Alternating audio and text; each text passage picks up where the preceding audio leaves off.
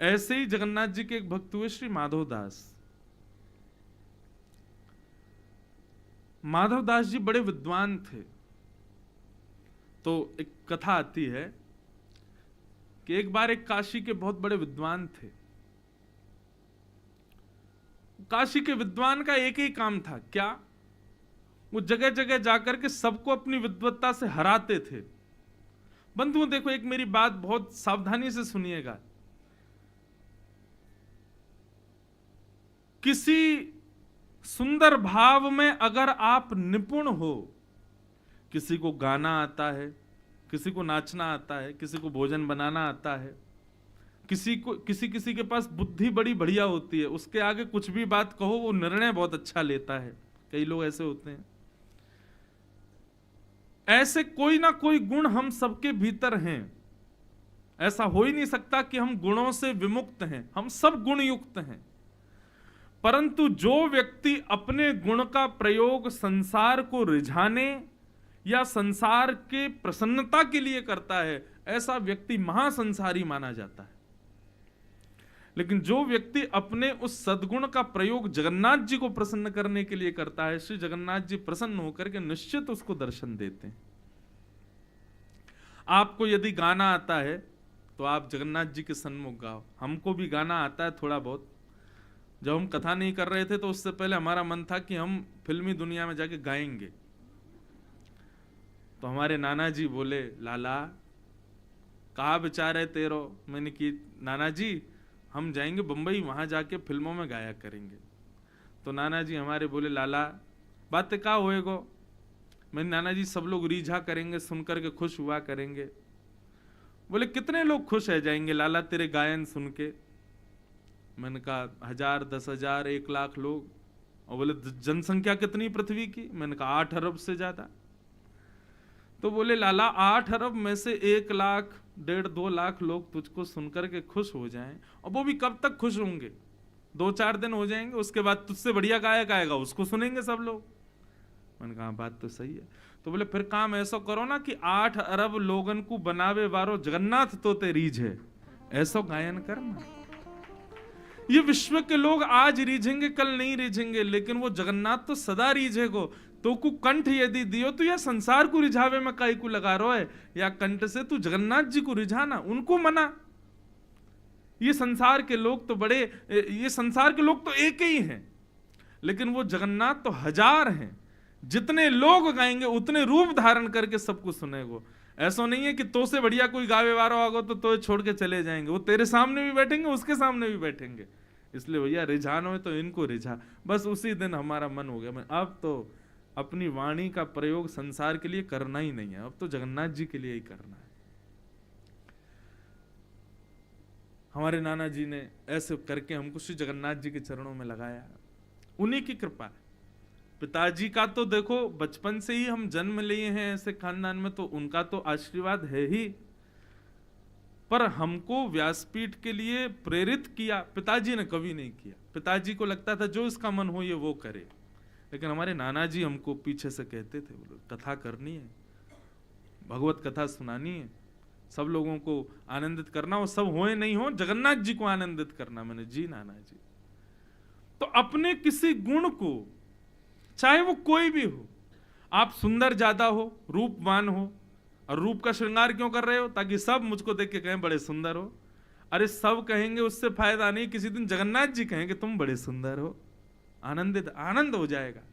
Violin बजाना आता है, कीबोर्ड बजाना आता है, तबला बजाना आता है, लेकिन केवल सबको रिझाने के लिए करेंगे तो उससे क्या होगा? 2-4 दिन सब लोग वाह वाही करेंगे, लेकिन किसी दिन जगन्नाथ जी को रिझाने के लिए वायलिन बजाया, तबला बजाया, हारमोनियम बजाया, गा दिया, श्री जगन्नाथ जी कहेंगे वाह भैया आनंद आ गयो। दुनिया वाह वाही करे उसमें वो सुख नहीं, जगन्नाथ जी स्वयं प्रकट होकर कहें वाह वाह वाह आनंद आ गया, कितनी बड़ी बात। एक बार तानसेन हमारे गोवर्धन आया, और गोवर्धन में श्री श्रीनाथ जी के सामने कुछ गा रहा था। तानसेन गवैया तो था ही, लेकिन तानसेन प्रोफेशनल गवैया था, राजाओं को रिझाता था। जैसे आजकल प्लेबैक सिंगर होते हैं, ऐसा सिंगर था उस समय का तानसेन। और भक्त सिंगर कौन थे? श्री सूरदास जी, कुंभन दास जी, रैदास जी, ये सब लोग भक्त शिरोमणि थे।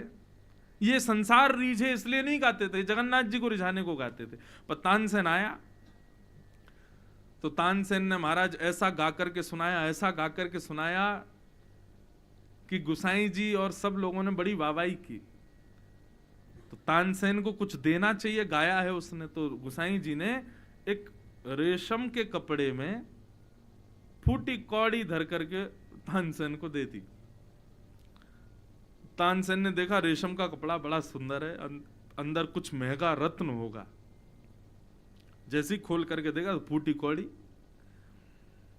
तो तानसेन को बुरा तो नहीं लगा, लेकिन उसने गुसाई जी से कहा मैं इसका अर्थ जानना चाहता हूं, ये आपने क्या किया? फूटी कौड़ी ही थी तो ऐसे ही दे देते, आपने रेशम के कपड़े में लपेट के क्यों दी? तो श्री गुसाई जी बोले देखो रेशम का कपड़ा बाहर था लेकिन भीतर फूटी कौड़ी थी। इसका मतलब तानसेन तुम्हारा जो गायन है ना, वो संसार के लिए तो रेशमी कपड़े की तरह है, लेकिन भीतर से तुम फूटी कौड़ी के समान हो, ठाकुर जी के योग्य नहीं हो। क्यों? क्योंकि तुम्हारे गायन में, तुम्हारे हर स्वर में छलकता है कि पीछे वाले वाहवाही करें, तुम इसलिए गाते हो। लेकिन जिस दिन तुम इसलिए गाओगे कि कोई हंसे, कोई रोवे, कोई वाहवाही करे ना करे, मेरा नाथ रीझना चाहिए, उस दिन मैं तुमको फूटी कौड़ी नहीं, उस दिन तुमको रत्न दूंगा, जिस दिन ऐसा गायन करोगे। तो तानसेन जी के नेत्र खुल गए। तब से तानसेन जी जब भी समय होता था तो गाने आते थे। एक बड़ी सुंदर छोटी सी, कोई ऐसा नहीं है कोई बहुत विशिष्ट कथा, लेकिन बड़ी प्यारी है। ठाकुर जी कितने रीझते हैं गायन से। तो तानसेन अब धीरे धीरे भगवान को रिझाने के लिए गाने लगा। तानसेन का एक स्वभाव था, वो पान खा करके गाता था। एक गाल में पान रखा रहता तब गाते तानसेन। तो गुसाई जी ने एक दिन तानसेन से कहा, ए तानसेन तुम ये पान खा के मत गाया करो। क्यों? अरे ठाकुर जी की वाणी की सेवा यह भी भोग है और ये शुद्धता से करना चाहिए। पान आदि सब तुम थूक के आया करो बाहर और बिल्कुल कुल्ला उल्ला करके तब गाया करो। तानसेन बोला क्षमा करें, अगली बार से ऐसे ही गाऊंगा। तो तानसेन अगले बार जब आया 1-1.5 महीने बाद, तो बिल्कुल पवित्र होके आया और जैसे ही गाने लगा भगवान के सामने, तो श्रीनाथ जी सामने खड़े थे। गुसाई जी श्रीनाथ जी को देखते रहते थे, कोई भाव दिखे, प्रसन्न है कि नहीं ऐसा पता चले।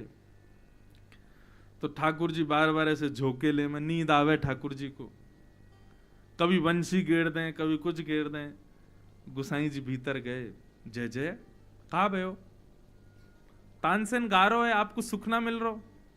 बोले पता ना है, आज आके गायन में आनंद ना यार हो, या तो बोलो जी चलो जाए, मेरा मन ना लग रहा है आके गायन में। अरे जैसे पहले गायो कर तो वैसे गाई ना रहो। तो गुसाई जी बाहर गए, बोले तानसेन आज लाल जी प्रसन्न नहीं हो रहे आपके गायन से। बोले जय जय, वो आपने पान खाने को मना किया है ना, बिना पान के ऐसे स्वर निकलते हैं।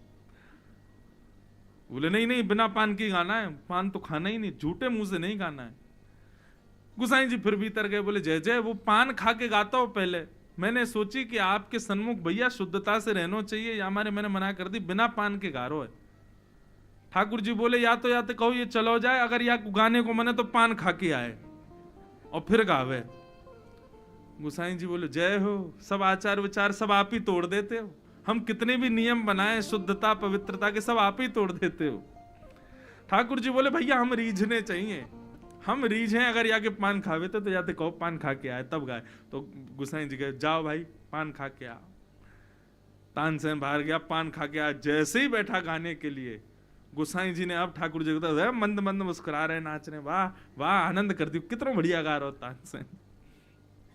तो लाल जी हमारे बड़े विचित्र हैं, कहां तो खुद ही नियम बनाएंगे, लेकिन मुझे ऐसा लगता है ये पवित्रता शुद्धता ये नियम उन लोगों के लिए हैं जिनके हृदय में भाव नहीं है। पर जो भाव में आ जाते हैं, ऐसी कर्माबाई बिना नहाए धोए खिचड़ी बनाती है तो जगन्नाथ जी दौड़ते हैं उसकी खिचड़ी पाने के लिए। कहां हम इतने नियम बना लेते हैं कि ऐसा रखना है, ठाकुर जी के सामने ऐसे जाना है, इस पवित्रता का ध्यान, इसका ध्यान। ये पवित्रता शुद्धता और इन नियमों का ध्यान अधिकतर वो लोग रखते हैं जिनके हृदय में भाव नहीं है, इसलिए वो पवित्रता से ठाकुर जी को रिझाते हैं। लेकिन जब भाव उन्मुक्त हो जाता है ना व्यक्ति, तो पवित्र अपवित्रता का ध्यान नहीं रखता। अब इस बात को कई लोग पता कैसे ले लेंगे, ठाकुर जी के सामने अपवित्र भाव से जाएंगे, उनसे कहो अरे भाई ने, अरे आप ही तो कह रहे थे भाव वाले को जरूरत नहीं है। ऐसा नहीं, भाव अलग दिख जाता है। तो भागवत का अधिकारी कौन? हाँ, तो मैं माधवदास जी का प्रसंग सुना रहा था। श्री माधवदास जी, उनको एक बनारस का, काशी का एक बहुत बड़ा विद्वान था। उसका नियम था कि वो जगह जगह विद्वानों को हराता ही घूमता था। बस अपने विद्या के गुण से उसने यही अपनाया कि सबको हराओ। एक बार किसी ने उससे जाके कहा, बोले हम तब माने कि तुम माधवदास को हरा के दिखाओ। जगन्नाथपुरी में जगन्नाथ जी का भक्त माधवदास। तो उस विद्वान ने कहा ठीक है, क्या करना होगा? बोले जाओ उनसे शास्त्रार्थ करो, शास्त्रार्थ में जब वो हार जाएं तो भोजपत्र पर उनसे लिखवा के लाना कि हम इनसे हार चुके हैं और आदि आदि बातें, नीचे उनका सिग्नेचर हो, तब हम मानेंगे कि तुम विद्वान हो। ठीक है। अब माधवदास जी विद्वान तो थे, लेकिन भक्ति का रंग जिस पर चढ़ता है ना, उसके सारे गुण छुपे रहते हैं। कभी भी देख लेना, मैंने तो बहुत बार दर्शन किया है, करोड़पति व्यक्ति होगा लेकिन वैष्णव होने के बाद में ऐसा रहेगा दीन, पता ही नहीं चलेगा कि बहुत बड़ी संपत्ति का मालिक है। बहुत ज्ञानी, परम विद्वान, लेकिन आएगा ऐसे, उसके वस्त्र आभूषण और रूप देख करके ऐसा लगेगा कोई दीनहीन सा व्यक्ति होगा। भक्ति का रंग जब चढ़ जाता है ना, तो व्यक्ति अपने गुण को प्रदर्शित नहीं करता, गुण को छुपाता है। सांसारिक व्यक्ति कैसा है पता है? वो बात बात पर अपना गुण दिखाएगा, ऐसा ऐसा, मैं तो इतना, मेरे पास तो इतना, मेरा ऐसा घर, मेरा ऐसा ये, मैं तो ऐसा गाता हूं, मेरा ऐसा भोजन बनता, आदि आदि अपने गुणों को प्रस्तुत करेगा। लेकिन वैष्णवता जब आती है ना, व्यक्ति मौन रहता है, वो ज्यादा अपने गुण गाता नहीं, ज्यादा बताता नहीं। लोग जब विद्वान हो जाते हैं ना, तो अपने रूप ऐसा बना करके चलते हैं महाराज, गले में दुनिया भर की माला पहन करके और जटा आदि बना करके, और 4-5 चेला आगे पीछे, ऐसे कि लगे कि हाँ विद्वान है। पर भक्त विद्वान जब बनता है ना, तो अकेला ही चलेगा, ज्यादा आडंबर में नहीं रहेगा। वैष्णवता व्यक्ति को दीन बनाती है। माधवदास जी ऐसे ही दीन है, परम विद्वान है पर दीन बन के रहते हैं। काशी का विद्वान आया और आकर के माधवदास जी से बोला, मुझे आपसे शास्त्रार्थ करना है। माधवदास जी हाथ जोड़ के बोले, भगवान हम विद्वान शास्त्रार्थ करने के लिए नहीं बने, हम विद्वान इसलिए बने, हमने किसी ज्ञान को इसलिए अर्जित किया जो नहीं जानते उनको बता सके। ये हार जीत के लिए विद्वान नहीं बने हम। काशी के विद्वान बोले, तुम किस लिए बने? मैंने ये नहीं पूछा, मैं अपना बता रहा हूं। मुझे तभी सुख मिलता है जब मैं किसी को हरा देता हूं। तो माधवदास जी बोले, शास्त्रार्थ क्या करना, मैं वैसे ही हारा हुआ मान लेता हूं, मैं हार गया, आप जीत गए, बताइए क्या करना है? ये लो भोजपत्र, इस पर लिख दो कि तुम हमसे हार गए, और आज के बाद हम जब भी जगन्नाथपुरी आएंगे, हमारे भोजन पानी, रहने खाने पीने सबकी व्यवस्था माधवदास करेगा, और नीचे हस्ताक्षर कर देना। माधवदास जी बड़े सुखी, अरे लाइए भगवान, ये अमुक नाम के व्यक्ति काशी से जगन्नाथपुरी आए थे, इन्होंने शास्त्रार्थ किया और मैं इनसे शास्त्रार्थ में हार गया। आइंदा ये कभी भी जगन्नाथपुरी आएंगे, इनकी सब सेवा भोजन प्रसाद की मैं करूंगा। माधवदास, और भोजपत्र उनको देके चरणों में प्रणाम किया। लौट करके काशी गए वो विद्वान, और जो विद्वानों की सभा थी उसमें जाके कहा, मैंने माधवदास को हरा दिया। बोले प्रमाण कहां है? बोले लीजिए भोजपत्र, पढ़िए क्या लिखा है। तो एक विद्वान सबके सामने पढ़ने लगा। बोले अमुक नाम के विद्वान काशी से जगन्नाथपुरी आए थे और इन्होंने मेरे साथ शास्त्रार्थ किया और शास्त्रार्थ में ये बुरी तरह मुझसे हारे हैं।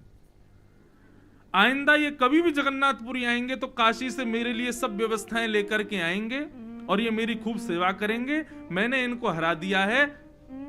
माधवदास, नीचे हस्ताक्षर, उल्टा लिखा था उसमें। सब कहने लगे भोजपत्र में तो ये लिखा है। बोला हो ही नहीं सकता, दिखाओ दिखाओ। और देखा तो महाराज वही लिखा था कि ये मुझसे हार गए हैं, मैं इनसे जीत गया हूं। आइंदा ये कभी भी जगन्नाथपुरी आएंगे तो मेरे चरण छुएंगे, मुझको प्रणाम करेंगे, आदि आदि। विद्वान घबरा गया, बोले हो ही नहीं सकता।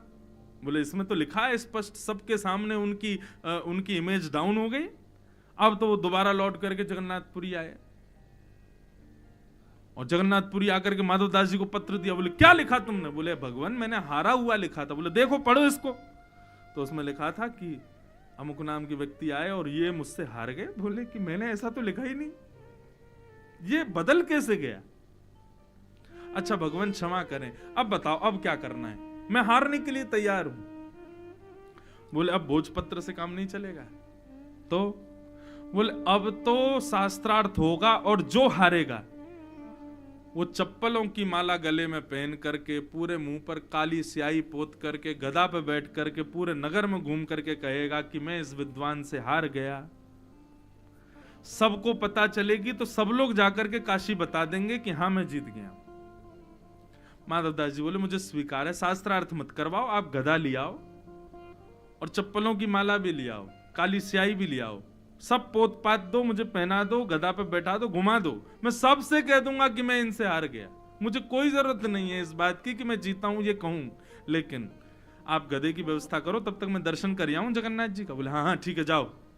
अब माधवदास जी तो गए भीतर जगन्नाथ जी का दर्शन करने। ये मुख्य द्वार पे ही गधा लेकर के और चप्पलों की माला, काली स्याही लेके सब खड़े, माधवदास आ रहा होगा। माधवदास जी तो भीतर जगन्नाथ जी का दर्शन कर रहे थे, जगन्नाथ जी माधवदास का रूप धारण करके बाहर आ गए। जैसे उतर करके आए मंदिर से, विद्वान बोला आओ माला पहना दूं तुमको, बैठो गधे पे। अब तो जगन्नाथ भगवान आए थे माधवदास बन के। बोले माला वाला नीचे रखो, पहले शास्त्रार्थ करो, बैठो। हाँ बिना हारे बैठ जाएंगे हम? बोले तुम ही तो कह रहे थे कि बिना शास्त्रार्थ के हारे। बोले पहले की बात अलग है, अब हम दर्शन करके आए, अब हमको ज्ञान हो गया, बैठो हमारे साथ, करो शास्त्रार्थ। अब विद्वान ने निकाला कोई प्रसंग और उस पर शास्त्रार्थ हुआ। अब भगवान से जीतेगा वो? ऐसा हराया महाराज, चारों तरफ भीड़ खड़ी हो गई, ताली बजाने लगे, माधवदास की जय हो, माधवदास जीत गए, माधवदास जीत गए, हरा दिया। अब जैसे ही वो विद्वान हारा, भगवान ने उठाई माला, ले भाई हाँ, गले में पहनाई, हाथ पकड़ के बैठो गधे पे और मुंह पे काली स्याही, बोले पूरे जगन्नाथपुरी में गाओ कि हम माधवदास से हार गए। बोले माधवदास ऐसा मत करो। नहीं नहीं अब तो जाओ, तुम जाओ, सब जगह बोल के आओ। अब वो तो निकल गया, सब जगह बोले मैं माधवदास से हार गया, मैं माधवदास से हार गया, मैं काशी का विद्वान हार गया। अब ठाकुर जी तो वहां से अंतर ध्यान हो गए। अब असली माधवदास जी उतर के आए। माधवदास जी बोले कहाँ है भैया गधा हमारा, बैठे हम, कहाँ है चप्पल की माला? तभी नजर उठा के देखा तो वो विद्वान तो वहां खुद ही गधे पे बैठ गया, खुद ही माला पहन के सब जगह कह रहा मैं हार गया, मैं हार गया, माधवदास ने मुझे हरा दिया। माधवदास जी दौड़ के अरे राम राम राम राम, ये क्या किया आपने? ये तो इसका अधिकारी तो मैं था, गधे पे मुझे बैठना था, मुझे गले में माला पहननी थी, आप क्यों बैठ गए? उतरिए नीचे। विद्वान बोला एक तो हरा देते हो, ऊपर से हमारी सब जगह बिल्कुल 2-2 बार तुमने हमको परास्त कर दिया, आगे से अब अच्छा बनने के लिए हमसे कह रहे हो गधे पे बैठ जाए, अब हरा तो दिया, अब क्यों आए हो हमारे पास? बोले मैंने कब हराया आपको? बोले अभी शास्त्रार्थ में हराया, सब लोगों ने देखा। माधवदास जी बोले क्या हुआ था? बोले कि अरे आपने क्या सुंदर महाराज, बिल्कुल एक शब्द में इसको हरा दिया, इतना बढ़िया आपका वक्तव्य, जय हो। माधवदास जी प्रणाम। माधवदास जी बोले मैं तो अभी आया हूं मंदिर से। पीछे मुड़ करके जब मंदिर की ओर देखा तो ध्वजा के पास में श्री जगन्नाथ जी माधवदास के रूप में खड़े हुए दिखाई दिए और माधवदास जी को दर्शन दिया। माधवदास जी बोले नाथ ये सब क्या करते हो आप? मुझे ये नहीं चाहिए था, मैं नहीं चाहता कि मेरी वजह से कोई ऐसे दुखी हो, आपने ऐसा क्यों किया? ठाकुर जी बोले तुम नहीं चाहते थे, हम चाहते थे। और भक्त जब हमारा कोई बन जाता है ना तो वो कुछ नहीं चाहता, उसके संग जो होता है वो मैं चाहता हूं। भक्त का मतलब ही है ये, वैष्णव का मतलब ये, मेरी अब कोई इच्छा नहीं है, जो जगन्नाथ की इच्छा वो मेरी इच्छा। भक्त बनने के बाद भी, वैष्णव बनने के बाद भी आपकी कोई इच्छा है तो माफ कीजिए आप अभी वैष्णव बने नहीं हो, फिर तो आप ठाकुर जी की इच्छा में, उनकी रजा में रजामंद रहोगे।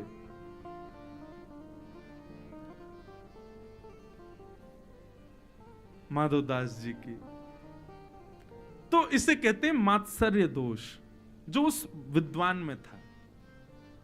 लेकिन बंधुओं, जब व्यक्ति भक्त हो जाता है, वैष्णव हो जाता है, तो फिर ठाकुर जी उसको मात्सर्य दोष आने भी नहीं देते, और उसके प्रति कोई मात्सर्य दोष रखता है ठाकुर जी ऐसे ही गिराते हैं जैसे इस विद्वान को गिराया। इसलिए भैया, आज के बाद मैं तो अपनी कथा में कहा करता हूं, पहले दिन कथा सुनो, और 7वें दिन आपने कथा सुनी है, इस बात का प्रमाण यदि लेना हो तो जिस व्यक्ति को देख के आपको ईर्ष्या होती थी उसको देखने जाना, उसको देख के आपको ईर्ष्या ना हो, प्रेम हो जाए, तो समझना हमने कथा सुनी है, ठाकुर जी ने हमको स्वीकार कर लिया। और भैया यहाँ कथा सुनने के बाद भी ईर्ष्या ही कर रहे हो, फिर से उसको देख के यही लग रहा है ये गिर जाए, इसका पाम टूट जाए, तो समझना कथा सुनी नहीं अभी। मात्सर्य दोष से युक्त व्यक्ति भगवत अधिकारी नहीं है।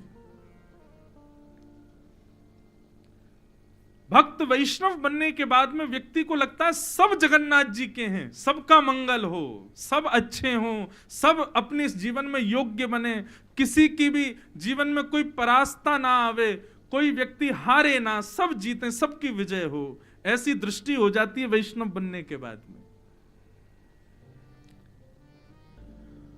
तो भागवत का अधिकारी मात्सर्य व्यक्ति नहीं है, जो ईर्ष्या रखता है सबके प्रति, कथा का अधिकारी नहीं। कथा ईर्ष्या नष्ट करती है, और ईर्ष्या नष्ट नहीं हुई बंधुओं, कथा क्या है? ये एक प्रकार से श्रृंगार घर है। ये जो भवन है ना जहां पे आप बैठे हैं, ये श्रृंगार घर है। श्रृंगार घर, इसको इंग्लिश में क्या बोलते हैं? Beauty parlour. ये एक श्रृंगार घर है, और यहां आप सब लोग अपना अपना श्रृंगार करवाने आए हो। और किसके लिए श्रृंगार क्यों करवाया जाता है? ताकि हम अच्छे लगें, ताकि जो हमको देखे वो रीझ जाए।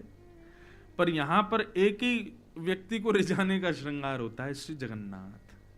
बस वो रीझें हमसे, वो प्रसन्न हो जाएं, उनको रिझाने के लिए श्रृंगार। और श्रृंगार में क्या किया जाता है? किसी व्यक्ति के आंखों के नीचे काला हो जाए, किसी व्यक्ति को कुछ दाग धब्बे हो जाए, कुछ भी हो जाए, उनको छुपाने के लिए श्रृंगार होता है?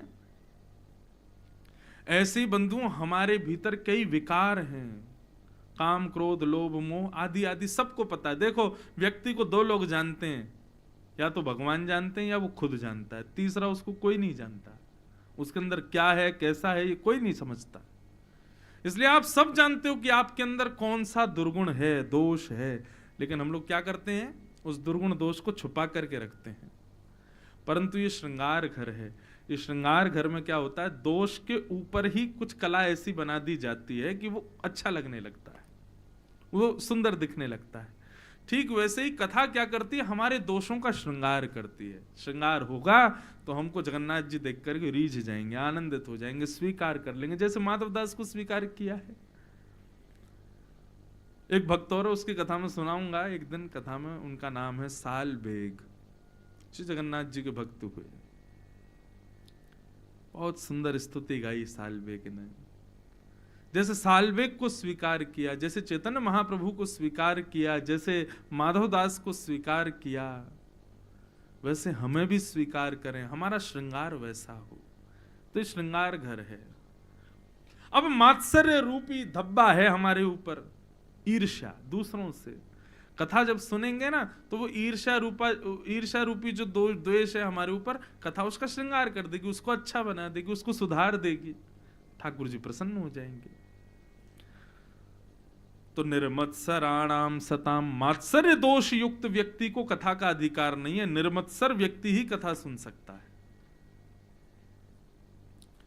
वैद्यम वास्तवमत्र वस्तु शिवदम,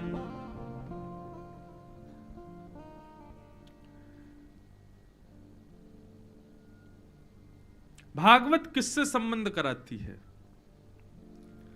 आप किस लिए भागवत की कथा सुन रहे हैं, यह बहुत महत्वपूर्ण बात है।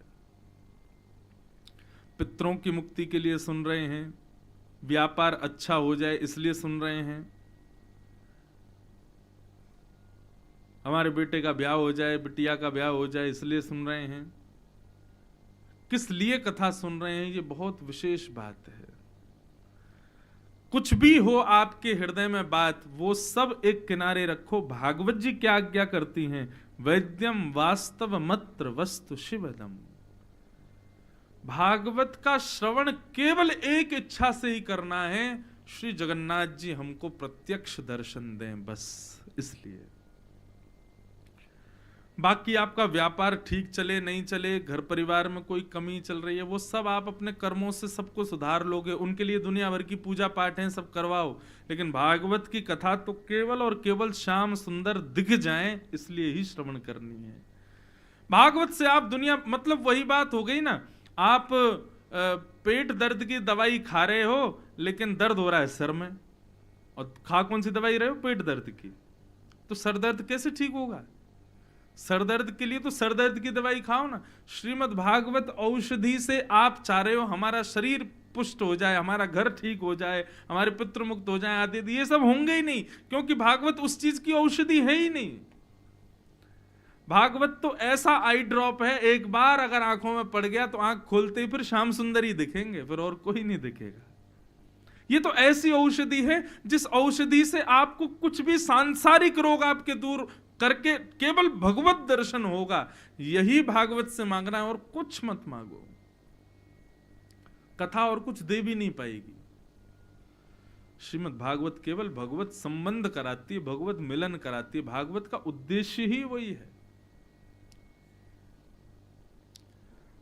श्रीमद् भागवत की कथा केवल इसी भाव से कि जगन्नाथ जी का प्रत्यक्ष दर्शन हमको हो, ऐसी कृपा जगन्नाथ जी की हो।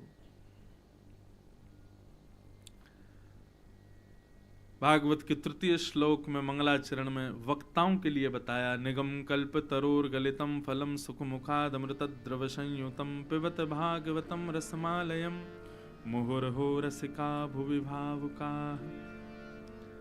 भागवत की कथा को खूब भाव से सुनो हे रसिक जनों, हे भावुक जनों। ये भागवत सुनने का विषय नहीं है, पीने का विषय। पिबत भागवतम रसमालयम, भागवत पीने का विषय है। पीने का विषय मतलब पी हुई वस्तु शरीर में लगती है। सुनी हुई वस्तु कई बार प्रभाव नहीं दिखाती, लेकिन जिस वस्तु का आप पान करते हो वो शरीर में जाके लगेगी। औषधि पियोगे रोग दूर होगा, मदिरा पियोगे नशा हो जाएगा, अमृत पियोगे अमर हो जाओगे, घी पियोगे मोटे हो जाओगे। शरीर में लगता है ना, ऐसी कथा भी शरीर को लगनी चाहिए।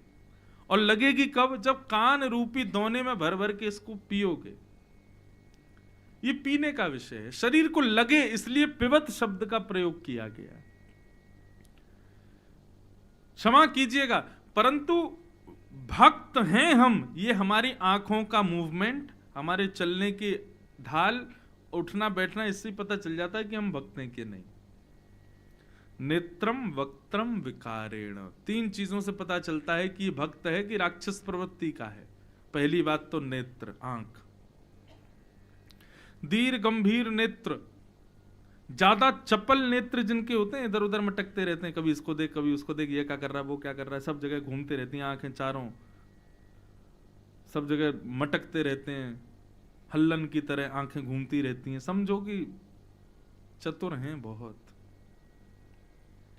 लेकिन दीर्घ गंभीर नेत्र हैं, गंभीर रहते हैं, एक तरफ एकटक रहते हैं, ज्यादा चंचलता नेत्रों में नहीं है। ये एक वैष्णव का लक्षण है। वक्त्रम, जो शब्द हम बोलते हैं वो कैसे, कई लोग हैं बात बात पर गाली देते हैं, बिना किसी बात के भी गाली बोल के ही बोलते हैं। वाणी कैसी, वाणी में भी शब्द ऐसे कि सुनने वाला आनंदित हो जाए, तब समझो ये वैष्णव है। और तीसरा, उठना बैठना चाल ढाल, ये सब विकार शरीर के बताते हैं कि वैष्णव है कि नहीं। बार बार कथाओं में आसन बदलते हैं कई लोग, कई लोग तो व्यासपीठ की तरफ ही पैर पसार के बैठ जाते हैं। महाराज जी हमारे चरणों के दर्शन करते रहो, कथा सुनाते रहो। कई लोग कुर्सी पे बैठे बैठे ऐसे हो जाते हैं, फिर कहो तो उनकी मुंडी पीछे गिर जाती, पीछे वाला उठाता, भाई या कथा सुन। हमारा विकार शरीर का ढंग बता देता है कि हम वैष्णव हैं कि नहीं। वैष्णव कैसा, बिल्कुल एकनिष्ठ बैठेगा, एक रूप बैठेगा। बंधुओं देखो, मुझे ये बात इतनी प्रिय लगती है। अभी मैं ऋषिकेश में कथा कर रहा था, ऋषिकेश से पहले सोमनाथ में पहली मानस राम कथा की, और उस राम कथा में हमने क्या किया, हर दिन एक पात्र की कथा सुनाई। तो उसमें एक इतना सुंदर प्रसंग आता है, जब श्री हनुमान जी का प्रसंग चल रहा था कि हनुमान जी जब लंका पहुंचे और लंका पर जब उन्होंने विभीषण का द्वार देखा तो द्वार के ऊपर धनुष बाण अंकित थे, राम राम लिखा था। तो हनुमान जी बोले, अरे इस लंका में राम जी का भक्त, कहीं ऐसा तो नहीं है रावण की माया है। तो रावण की माया जानकर के हनुमान जी ने विभीषण की परीक्षा लेने के लिए ब्राह्मण वेश धारण किया, त्रिपुंड लगा करके, पटका डाल करके, जनेऊ आदि पहन के, गले में जो है रुद्राक्ष माला, कंठी माला पहन करके, हाथ में पोथियां लेके, खड़ाऊं लेकर के बिल्कुल ब्राह्मण बन गए हनुमान जी। और जैसे ही विभीषण के यहां प्रवेश किया तो विभीषण ने जब ब्राह्मण को आते हुए देखा तो विभीषण ने उनको देख करके प्रणाम किया, और बार बार प्रणाम करे, एक बार नहीं अनंत बार प्रणाम किया। हनुमान जी बोले, भैया तुम हमको इतना प्रणाम क्यों कर रहे हो, जान ना पहचान, हम तुमसे कभी मिले नहीं, तुमको जानते नहीं, तुम हमको जानते नहीं, तुम इतना प्रणाम, इतना आओ आदर कर रहे हो, बैठा रहे हो, हमको प्रणाम कर रहे हो, चरण छू रहे हो, क्या तुम हमको जानते हो? विभीषण का उत्तर इतना सुंदर। विभीषण कहता, मैं आपको नहीं जानता, आप कौन हैं मुझे नहीं पता, मैंने पहली बार आपको देखा है, आपका नाम नहीं पता, आप कहां से आए मुझे नहीं पता, परंतु मैं इतना आपका आव आदर कर रहा हूं, प्रणाम कर रहा हूं, इसके पीछे कारण यह है क्योंकि जब से आप मुझे दिख रहे हो तब से मुझे राम जी और प्यारे लग रहे हैं, तब से मुझे राम जी की और याद आ रही है, तब से मुझे राम जी की और भजन करने का मन कर रहा है, तब से मेरा मन कर रहा है मैं एकांत में बैठ के और राम राम कहूं। आप कौन हैं मुझे नहीं पता, पर आप जब से मुझे दिखे मुझे मेरे राम जी और सुंदर लगने लग गए हैं। हनुमान जी ने जैसी ये बात सुनी तुरंत अपने रूप में आ गए और हृदय से लगा लिया विभीषण को। वैष्णव कौन? जिसके रूप को देखकर के श्री जगन्नाथ जी और प्रिय लगे, जिसको देख करके और भक्ति करने का मन करे, जिसको देख करके और कथा सुनने का मन करे, जिसको देख करके अपने अवगुण छोड़ने का मन करे, जिसको देख करके सुधरने का मन करे, जिसको देख करके प्रणाम करने का मन करे, समझो यही वैष्णव है। हम तिलक इसलिए नहीं लगाते कि तिलक लगाने से हम सुंदर दिखेंगे या हम भगवान के हैं ऐसा दिखेंगे। हमारा तिलक देख करके, हमारी शिखा देख के, हमारी धोती देख के, हमारे रूप को देख करके क्या पता कोई अपने अवगुण छोड़ने का मन बना ले, किसी के हृदय में भक्ति भाव वैष्णवता प्रकट हो जाए। हम तिलक अपने कल्याण के लिए नहीं, जगत कल्याण के लिए तिलक युक्त माथा रखते हैं, ताकि सब देखें तो सब, किसी के मन में तो आए तिलक बहुत अच्छा। अभी मैं एक बार मुंबई एयरपोर्ट पे कहीं जा रहा था, तो हम तो ऐसे ही रहते हैं हमेशा, तो मेरे साथ में एक पंडित जी और थे, तो सिक्योरिटी चेक जब हो रहा था तो मेरी भी चेकिंग चल रही थी, उनकी भी चेकिंग चल रही थी। तो पुलिस वाला जो उनकी सिक्योरिटी चेक कर रहा था तो वो बोले महाराज आप माया नगरी बंबई में कैसे धोती बगलबंदी पहन के घूम रहे हो? बोले भैया यही हमारा आवरण है। बोले देखो कुछ भी कहो, यहां पर लाखों के सूट बूट पहन करके लोग घूम रहे हैं, लेकिन सारे एयरपोर्ट की नजर आप दोनों पर ही है, सब आप दोनों को ही देख रहे हैं, और आप दोनों को देख करके लग रहा है बताओ भैया धोती में भी लोग कितने सुंदर लगते हैं। मैंने कहा सुंदर बोल रहा था हमको? बोले हाँ महाराज जी ऐसे बोल रहा था, आप लोग सुंदर लग रहे हो। तो जिसको देख करके भगवत प्रीति और ज्यादा बढ़ जाए, समझो वो वैष्णव। हम क्यों संतों को प्रणाम, देखो अभी कोई संत आ जाए यहां पर, जटा हो, माथे पर उर्धपुंड हो, बढ़िया सुंदर खड़ाऊं पहन करके और पीत वस्त्र, गले में कंठी माला आदि सब पहनी हो, देखते ही आधे से ज्यादा लोग तो खड़े हो जाएंगे अपने स्थान पर, आधे से ज्यादा प्रणाम करने आएंगे, आधे से ज्यादा दंडवत करेंगे, उनको निहारेंगे। क्यों? क्योंकि संत वैष्णवों के आते ठाकुर जी और प्रिय लगने लगते हैं। वैष्णव वही जिसको देख के भगवत स्मृति और हो, भगवान और प्रिय लगे।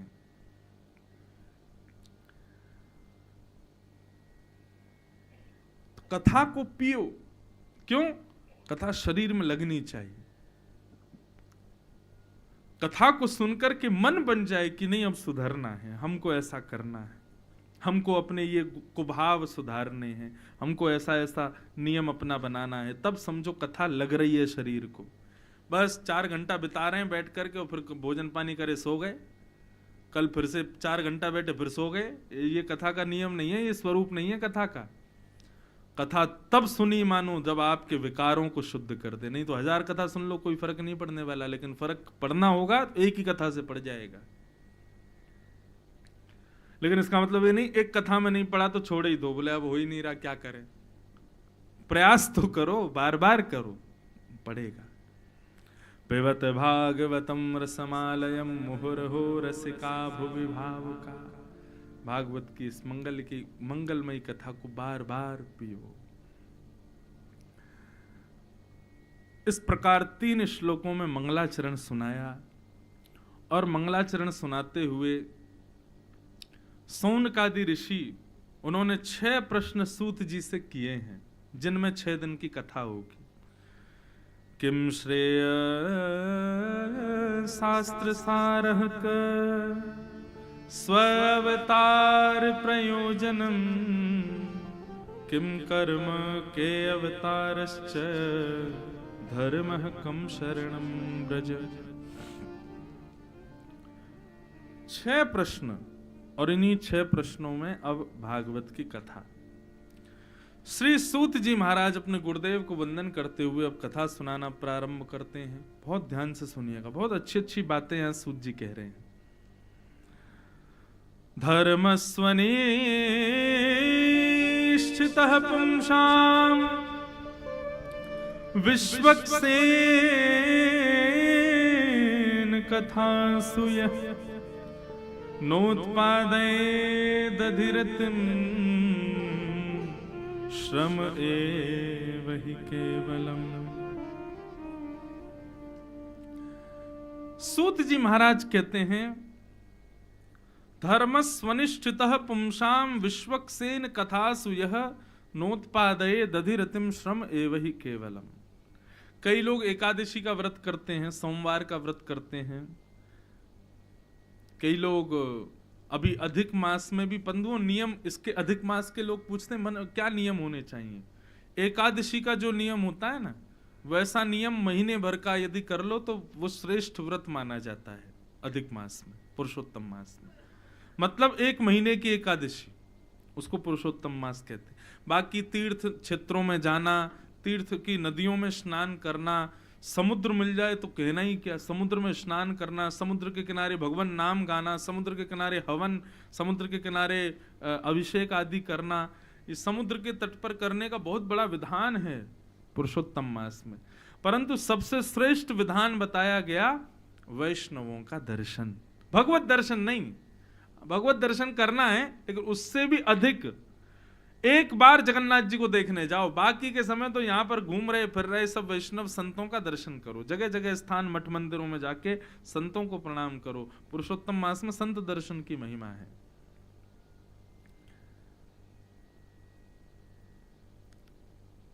यहां पर सूत जी महाराज कह रहे हैं, ये हमारे द्वारा किए गए व्रत नियम, शौचाचार, कथा करवाना, तीर्थों में जाके यज्ञ हवन करना, ये सब जो हम धर्म कर्म के काम करते हैं, ये सब सिद्ध हुए हैं कि नहीं, इस बात को कैसे समझें।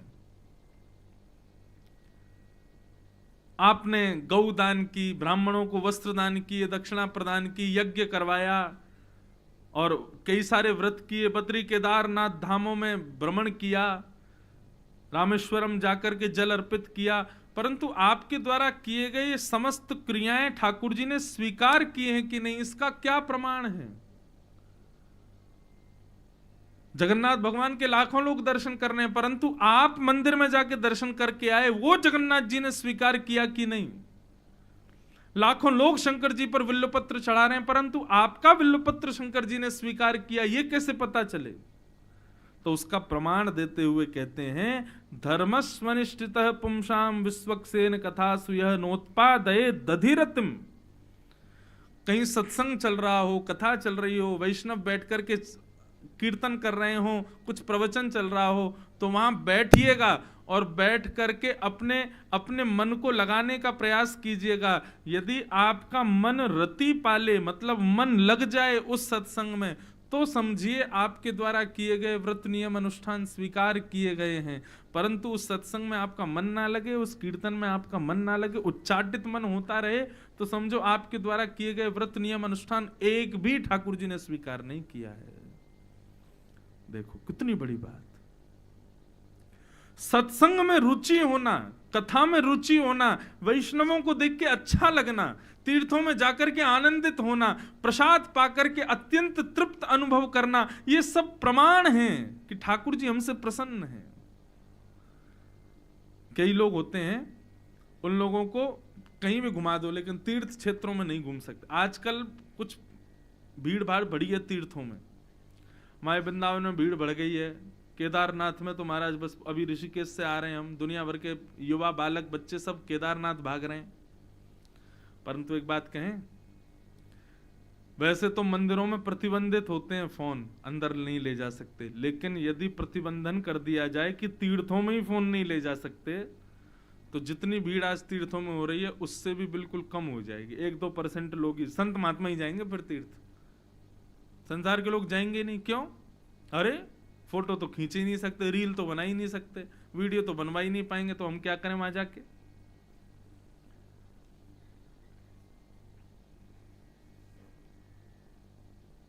इसलिए नहीं है तीर्थ। तीर्थ शुद्ध हैं और उनके नियम शुद्ध रहें ताकि हम शुद्ध हो जाएं, पर लोग जाकर के उनका दुरुपयोग कर रहे हैं। आप तीर्थों में जाओ, वैष्णव क्रियाएं करो, संतों को भोजन कराओ, शंकर जी का अभिषेक करो, नदियों में स्नान करो, परंतु ये सब करते करते बीच बीच में सत्संग में जाकर के देखो और पता करो मन लग रहा है कि नहीं। मन लग रहा है तो समझो कि हम जो भी कर रहे हैं व्रत नियम वो सब पुष्ट हो रहे हैं। लेकिन मन उच्चाटित हो रहा है, मन बार बार विलचित हो रहा है, मन बार बार आपका भाग रहा है, तो समझो आपके द्वारा किए गए अनुष्ठान व्रत नियम कुछ भी ठाकुर जी को स्वीकार नहीं है। सत्संग में रति होना, सत्संग में मन लगना, यह भी भगवत कृपा है।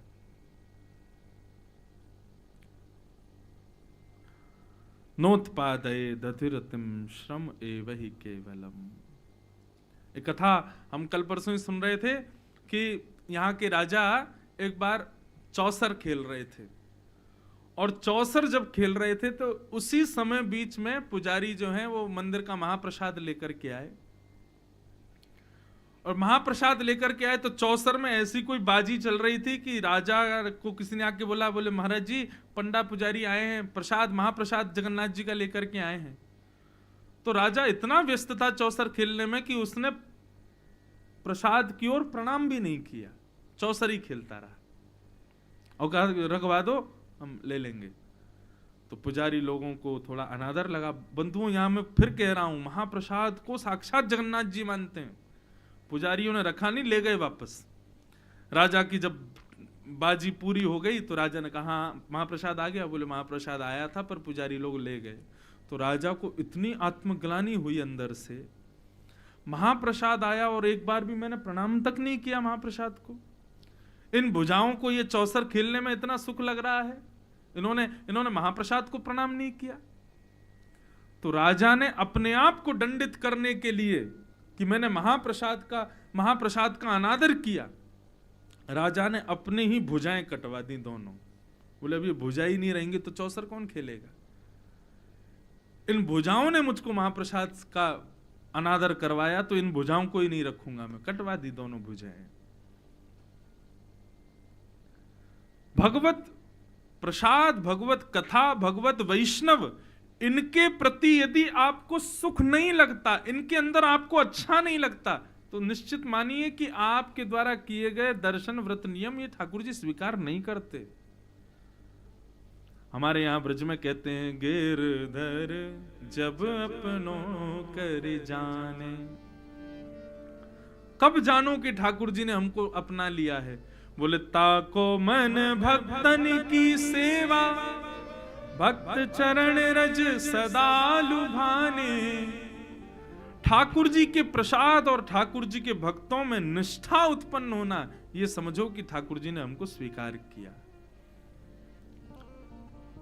लेकिन ठाकुर जी के प्रसाद और वैष्णवों के प्रति जिसकी निष्ठा नहीं है, भगवत सत्संग में जिसकी निष्ठा नहीं है। मैं अभी ऋषिकेश की कथा में रुक्मणी विवाह जब हो रहा था, तो रुक्मणी जी का पत्र जब भगवान द्वारिकाधीश के पास गया, रुक्मणी जी ने क्या लिखा था पत्र में? श्रुत्वा गुणान भुवन सुंदर शृण्वताम ते। रुक्मणी जी का पहला शब्द है कि हे नाथ, मैंने आपकी कथाओं को सुनकर के आपको जाना है, मैंने आपको देखा नहीं है। ठाकुर जी ने आगे के श्लोक पढ़े ही नहीं, बस पहला शब्द पढ़ते ही रुक्मणी जी को पत्नी रूप में स्वीकार कर लिया। क्यों? इसको मेरी कथा में रति है। रुक्मणी जी को कथा में रति है, ये जान करके द्वारिकाधीश ने उनको अपनी पत्नी बनाया। वो कैसी दिखती हैं, किनकी बेटी हैं, क्या, ठाकुर जी ने आगे का पत्र पढ़ा ही नहीं। पहला शब्द रुक्मणी ने लिखा था कि मैंने आपकी कथा सुनकर के आपसे प्रेम किया है, मैंने आपको देखा नहीं है। बस ठाकुर जी ने पत्र पढ़ा ही नहीं, मोड़ के धर लिया भीतर। ब्राह्मण देवता से बोले कहाँ है रुक्मणी? बोले कौंडिन्यपुर, चलो अभी। बोले पढ़ तो लीजिए, जान तो लीजिए, पूछ तो लीजिए कैसी दिखती है। बोले मुझे किसी से मतलब नहीं, मुझे इस बात की प्रसन्नता को उसको मेरी कथा प्रिय है, इसलिए वो मुझे प्रिय है।